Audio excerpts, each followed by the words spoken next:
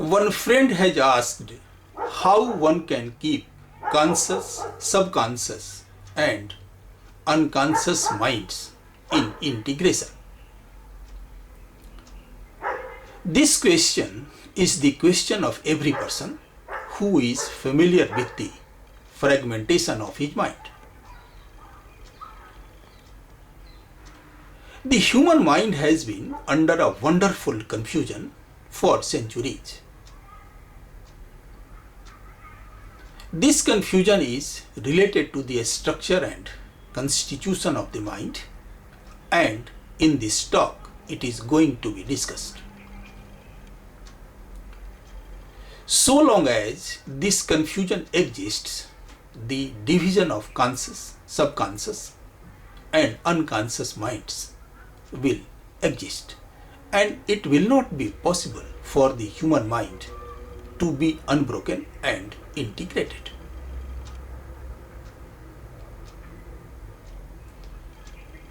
Some fortunate one in millions is able to grasp this confusion and achieve the integration of the mind. Otherwise, innumerable people remain entangled in this confusion, and their mind is always trapped in duality and conflict, and they remain deprived of the real bliss of life.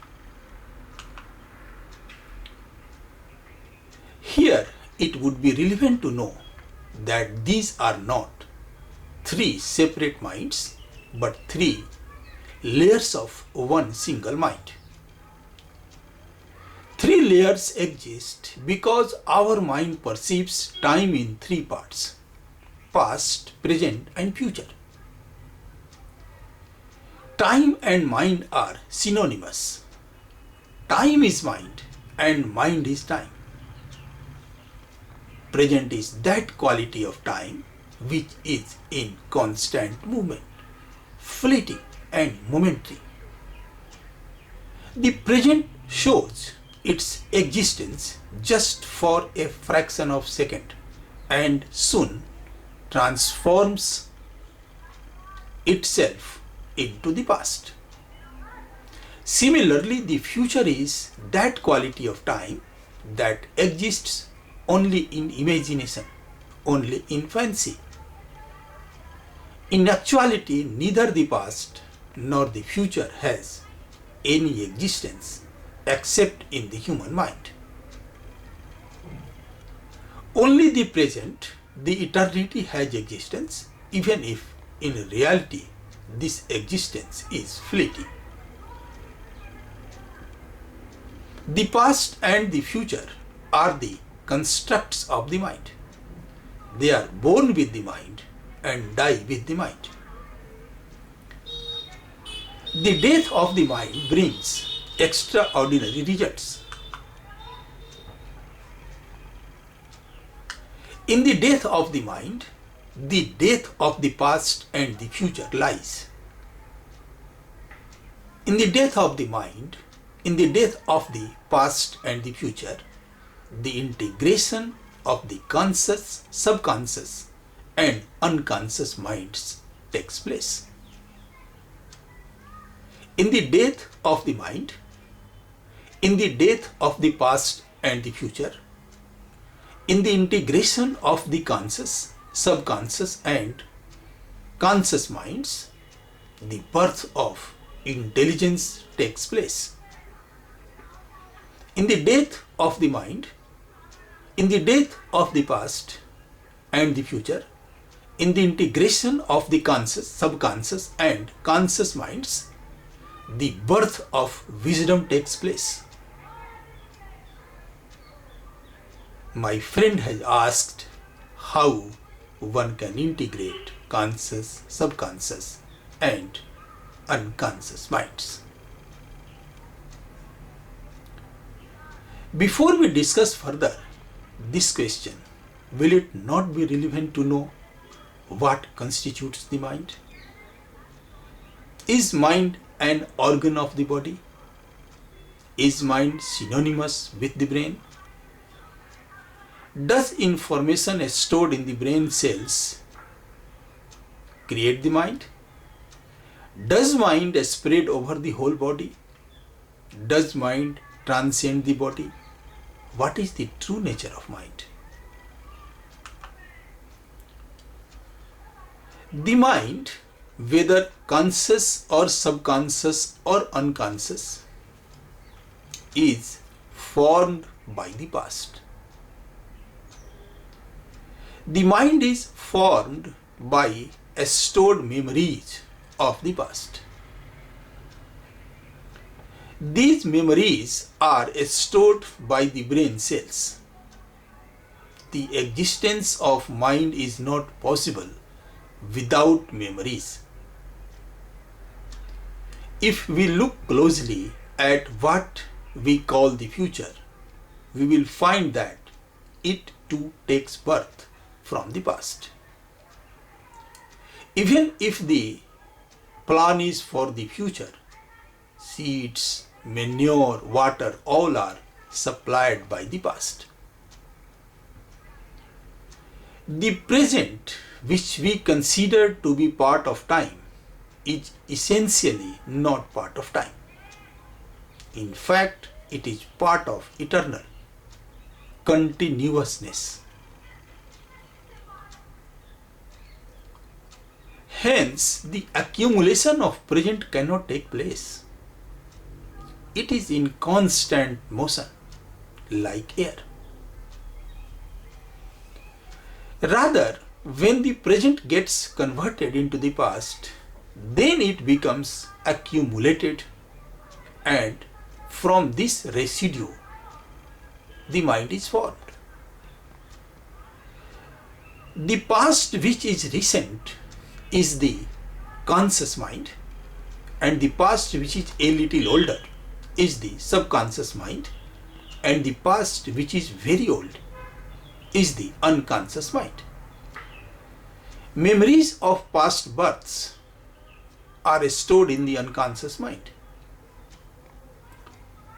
Since the present is a continuity, a movement, and the past is fixed, stagnant, a constant struggle is ongoing between them. The past, the mind, is always engaged in changing the present. Due to this, the mind is always engaged in a struggle with the present because the present changes from moment to moment. This constant struggle is the conflict in which the mind remains engaged day and night. This conflict does not allow mind to get integrated.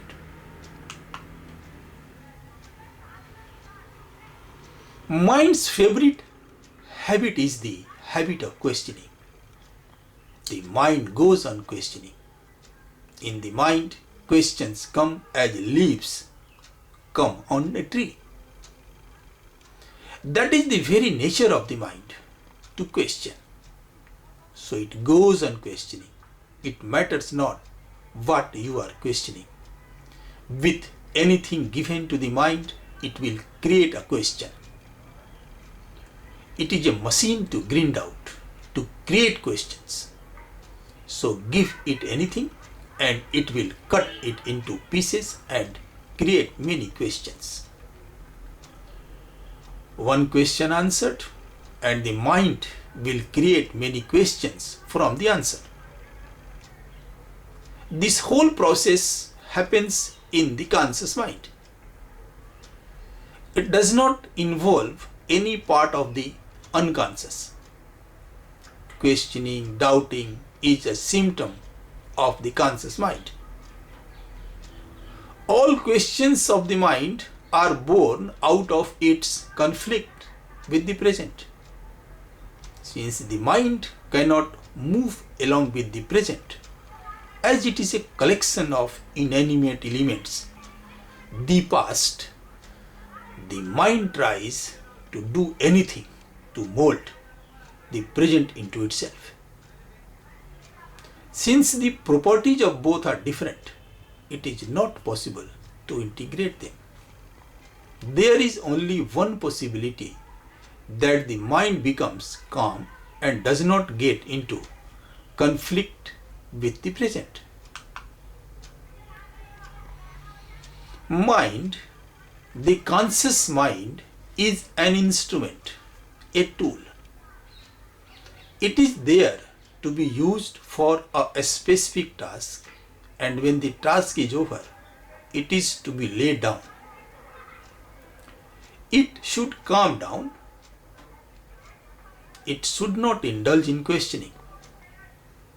But this does not happen. It continues to function.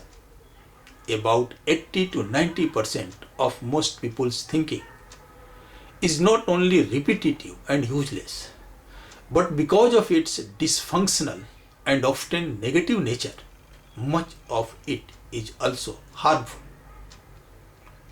Please observe your mind and you will find this to be true. It causes a serious leakage of vital energy. This kind of compulsive thinking is actually an addiction. What characterizes an addiction? Quite simply this: you no longer feel that you have the choice to stop. It seems stronger than you.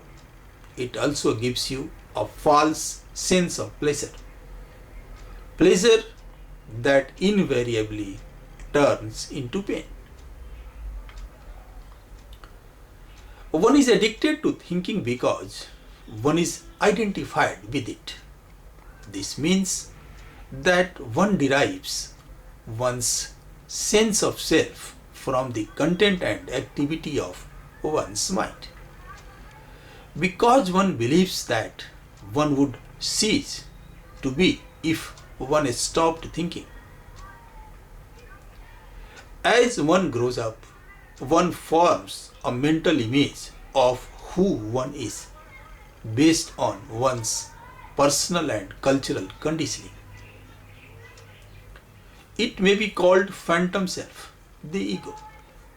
It consists of mind activity and can only be kept going through constant thinking. The term ego essentially means a false self created by unconscious identification with the mind. Naturally, to the ego, the present moment hardly exists. Only past and future are considered important. Ego means mind, the past. The solution lies in two things. One, in mind becoming calm, thereby ending of the conflict. The second, in realization of the present moment, which holds the key to the liberation of the mind from the conflict. And until you find the present moment, there will be a division of conscious, subconscious and unconscious. But you cannot find the present moment so long as you are your mind. The predominance of mind is no more than a stage in the evolution of consciousness. We need to go on to the next stage, that is the present moment. Now, as a matter of urgency, otherwise we will be destroyed by the mind, which has grown into a monster. In the present moment is the key to integrate the three layers of the mind. In the present moment is the key to calm the conscious mind and to free the mind from all conflicts. Intelligence descends during the present moment. At the present moment only, it is possible to attain knowledge. I understand that my friend has got his answer. we will continue our discussion on this subject.